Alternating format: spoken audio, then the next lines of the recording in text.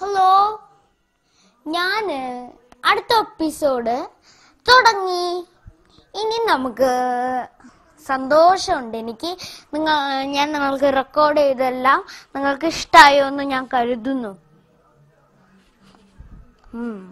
Okay, ഇവിടെ ഇപ്പോൾ മറ്റൊരാളെത്തിണ്ട്. എൻ്റെ അമ്മമ്മയുടെ ഫ്രണ്ടിന്റെ ഒരു മകളാണ്, പേര് ഗ്രേസി. ഗ്രേസിയൊക്കെ ഞങ്ങൾ സ്കൂളിൽ തന്നെയായിരുന്നു പഠിച്ചത്. അമ്മമ്മയുടെ ഫ്രണ്ടിന്റെ പേര് ഗ്ലാഡീസ്, ഹസ്ബൻഡ് പേര് വിജയൻ. അപ്പോൾ അവരാണ് എനിക്ക് ME സ്കൂളിൽ കാട്ടി തന്നത്. അവരിപ്പോൾ അകത്തുണ്ട്, കണ്ണടി ഇട്ടുണ്ട്. എനിക്കറിയില്ല, പക്ഷെ എനിക്ക് കണ്ണടി ഉണ്ട്. അത് ഞാൻ പറയാൻ മറന്നുപോയി. എനിക്ക് കണ്ണടി ഉണ്ട്, കാരണം എനിക്ക് ഷോർട്ട് സൈറ്റ് ആണ്.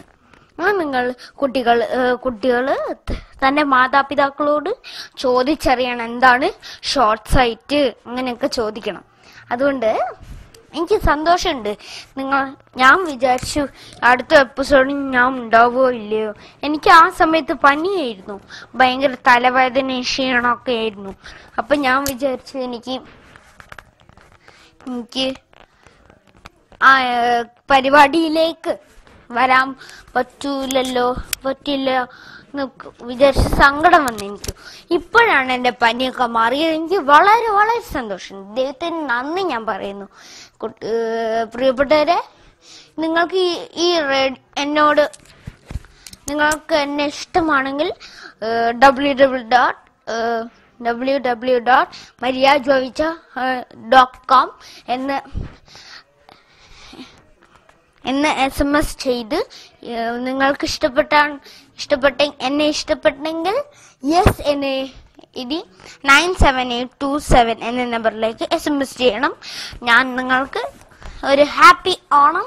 ഇപ്പോൾ ഞാൻ ഓണം ആഘോഷിക്കുകയാണ്. എനിക്ക് സന്തോഷമുണ്ട്.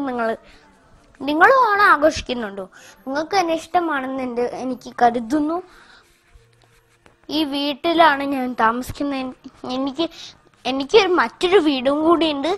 ഈസ്റ്റേൽ എടക്കാട് വിപ്ലവ കലാവേദി എന്നൊരു കലാസ്ഥലത്തിന്റെ അടുത്ത് തന്നെയാണ് എൻ്റെ പുതിയ വീട്. ഞാൻ അവിടെ താമസിക്കാറുണ്ട്. ചില ഞായറാഴ്ചകളിൽ ഞങ്ങൾ അവിടെ പോവും. എന്നിട്ട് അവിടെ വൈകുന്നേരം വരെ ഞങ്ങൾ അവിടെ താമസിക്കും. പിന്നെ ഞാൻ ഏതൊക്കെ കലകളാണ് പഠിക്കുന്നതെന്ന് അറിയോ? പാട്ട്, ഡാൻസ്, ജാസ് ഡ്രംസ്, കീബോർഡ്, ഇതൊക്കെ ഞാൻ പഠിക്കുന്നുണ്ട്. പാട്ട് ഇവിടെയൊക്കെ വരുന്ന ഗംഗാധരൻ മാഷ്, കൊയിലാണ്ടിയിലെ ഒരു സ്കൂളിലെ സാറാണ്. പിന്നെ ഡാൻസ് പഠിപ്പിക്കുന്നത് എനിക്കും എൻ്റെ കസിനുമാണ്.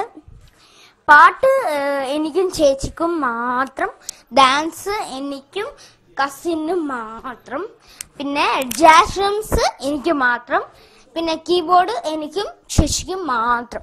അങ്ങനെ ഇങ്ങനത്തെ 2-3 കലകളൊക്കെ ഞങ്ങൾ പഠിക്കാറുണ്ട്. കുട്ടികളൊക്കെ ഇതുപോലത്തെ കലകളൊക്കെ പഠിക്കാറുണ്ട്. എന്നാലേ വലുതാകുമ്പോൾ വല്ല പരിപാടിക്ക് പങ്കെടുത്ത് ഫസ്റ്റ് പ്രൈസ് മേടിക്കാൻ പറ്റുള്ളൂ. അതുകൊണ്ടാണ്. അപ്പോൾ എനിക്ക് അടുത്ത എപ്പിസോഡിലേക്ക് നമുക്ക് കാണാം.